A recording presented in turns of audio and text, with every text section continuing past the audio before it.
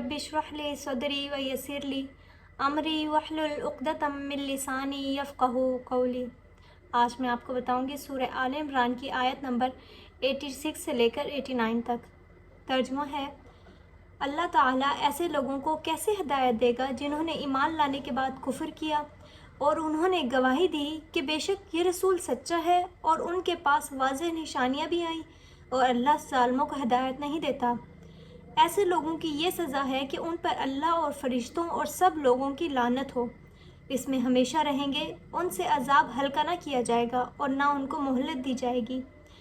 मगर जिन्होंने उसके बाद तौबा की और नेक काम किए तो बेशक अल्लाह बख्शने वाला मेहरबान है। हज़रत अब्दुल्ला बिन अब्बास रज़ी अल्लाह ताला अन्हुमा बयान करते हैं कि एक अंसारी शख्स जिसका नाम हारिस बिन सवेद था, वो पहले मुसलमान था और बाद में वो मुर्तद हो गया और वो कुफ़ार के साथ जाकर मिल गया।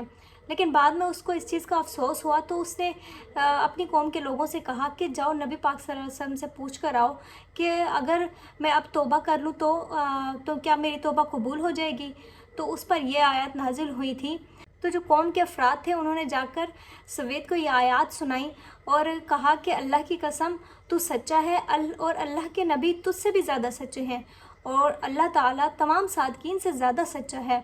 उसके बाद जो सवेद थे उन्होंने वो नबी पाक सल्लल्लाहु अलैहि वसल्लम की खिदमत में हाजिर हुए, तौबा की, इस्लाम कबूल किया और आखिरी दम तक वो फिर इस्लाम पर ही कायम रहे। एक दूसरी रवायत में है कि अलकमा के दो बेटे अबू हारसा और क्रिज़ दोनों नजरान से मदीना की तरफ आ रहे थे कि रास्ते में जो क्रीज़ था उसके घोड़े को ठोकर लग गई और नीचे गिर गया। तो उसने कहा कि वो शख्स हलाक हो जिसकी तरफ हम जा रहे हैं। तो उस पर अबू हारसा ने कहा कि तेरा सत्यानाश हो, वो तो सच्चे नबी हैं। तो उस पर क्रीज़ ने कहा कि अगर तुम मतलब उनको सच्चा नबी मानते ही हो तो फिर तुम ईमान क्यों नहीं ले आते उस पर। तो उस पर उसने कहा, अबू हारसा ने कहा कि अगर हम ईमान ले आए तो रोम के बादशाह की तरफ से जो मराहत हमें मिली हुई हैं तो वो तो हमसे वापस ले ली जाएंगी।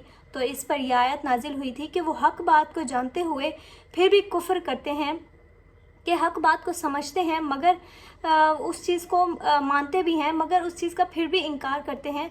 तो ऐसे लोगों के लिए यह आयत नाजिल की गई थी।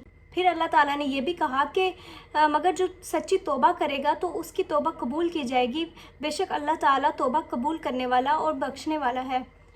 तो ये आयत उन लोगों के लिए नाजिल की गई थी जिन्होंने पहले तो हक रास्ते पर थे और उन्होंने फिर वो रास्ता छोड़ दिया था, मगर उन्होंने तौबा कर ली तो अल्लाह ताला ने उनकी तौबा को कबूल किया।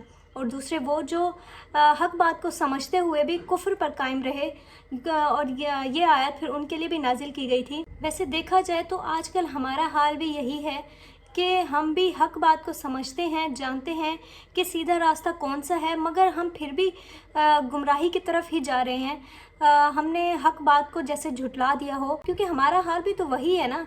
हम हक बात को समझते हैं, जानते हैं, लेकिन उस पर अमल नहीं करते, गुमराही की तरफ ही जा रहे हैं ना हम लोगों ने हक रास्ते को छोड़ दिया है। मगर अल्लाह ताला तौबा कबूल करने वाला है। अगर हम उस रास्ते से भटक गए हैं तो हमें चाहिए कि हम बार बार अल्लाह से रुजू करें, बार बार तौबा करें, क्योंकि हमारा नफ्स हमें इस तरह के काम करने को कहता है, हमें सीधे रास्ते से रोकता है और शैतान हमें भटकाता रहता है। मगर अल्लाह ताला को तौबा करने वाले पसंद हैं। हम जितनी बार अल्लाह से तौबा करेंगे अल्लाह कभी हमारी तौबा को रद्द नहीं करेगा। अगर हम सच्चे दिल से तौबा करें तो अल्लाह ताला हमारी तौबा को ज़रूर कबूल करेगा। अल्लाह ताला तो चाहता है कि मेरा बंदा बार बार मुझसे रुजू करे। तो अगर आपसे कोई गुनाह हो जाता है या नहीं भी होता, बार बार फिर भी अल्लाह से तौबा किया करें अपने गुनाहों की, अपने अमाल की, ताकि क्योंकि अल्लाह ताला तो तौबा करने वालों को पसंद करता है। तो कोशिश करें कि अल्लाह से बार बार रुजू करें। वमा अलैना इल्लल बलागुल मुबीन।